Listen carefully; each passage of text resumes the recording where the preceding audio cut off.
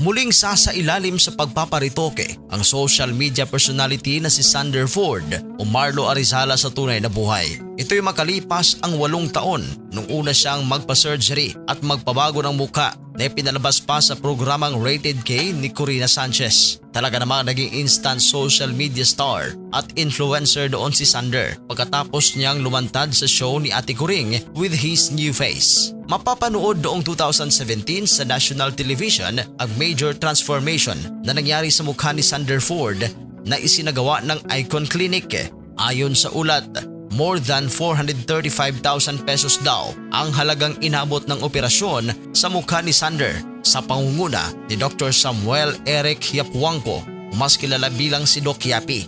At ngayon nga, sa tulong uli ni Doc Yapi ay muli raw sasailalim sa ritoke si Sander base na rin sa isang Facebook post. Nag-post ang plastic surgeon ng litrato nila ni Sander at inanunsyo na marami silang gagawin kay Sander at ito naman daw anya ay aabangan sa TV program na Rated K ni Corina Sanchez. Samantala nag-post din si Sander Ford sa kanyang Facebook na mga pictures nila ni Doc Yapi at labis siyang nagpapasalamat dito. Umani naman ang samot-saring reaksyon ang muling planong pagritoke kay Sander. May mga nagsasabi na posibleng babalik naman sa dati ang ugali nito, ang pagiging mayabang. Lalaki na naman raw ang ulo at ang mapagmataas na siyang ikinabagsak naman ang kanyang karera noon.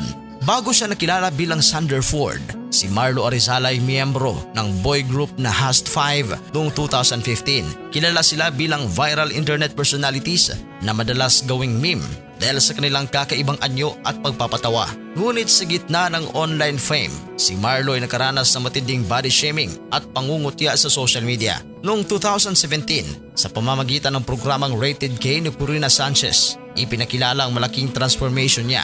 Mula Marlo Arizala ay naging Sander Ford.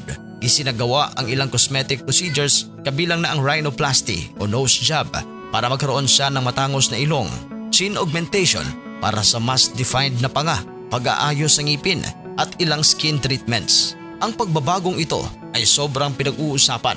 Trending ang kanyang new look at naging instant celebrity siya. Nagkaroon ng guestings at endorsements. Bagamat naging popular ang kanyang transformation, mabilis ding yumanig ang career ni Sander Ford dahil sa ilang mga kontrobersya. Una, lumabas online ng isang audio recording na di umano'y siya ang nagsasalita kung saan narinig ang pambabastos at panglalait niya kay Catherine Bernardo. Maraming fans si Catherine ang nagalit at nag-boycott kay Sander. Samantala may mga ulat din mula sa ilang production staff at dating kaibigan na mahirap daw siyang katrabaho at lumaki raw ang ulo. May video pa siya na talaga namang ikinairita ng mga netizens na kaya na raw niya makipagsabayan kay Daniel Padilla, Enrique Hill at mga poging artista. Habang tumatagal, nagsimulang mag-fade naman ang epekto ng ritoke at unti-unti nang bumalik ang dating features ni Marlo. Ito'y naging paksa ng memes at pangungutya na muling nagpaalala sa kanyang nakaraan. Dahil dito, may mga video pa siya na lumalabas na humihingi ng tulong o sponsor para maayos lamang ang kanyang ngipin na tila napabayaan na. Mula sa pagiging isang kontrobersyal na personalidad, unti-unti siyang nawala sa mainstream spotlight hanggang sa ngayon ay muling napag-usapan na balak na namang baguhin ang kanyang muka. Para sa inyo, kung bibigyan ng pagkakataon na muling sisikat itong si Sander Ford o Marlo Arizala, susuportahan niyo ba? I-comment ang inyong reaksyon sa ating comment section. At sa mga hindi pa nakapag-subscribe, huwag niyong kalimutan na mag-subscribe sa ating channel sa The Showbiz Caster. Maraming salamat po.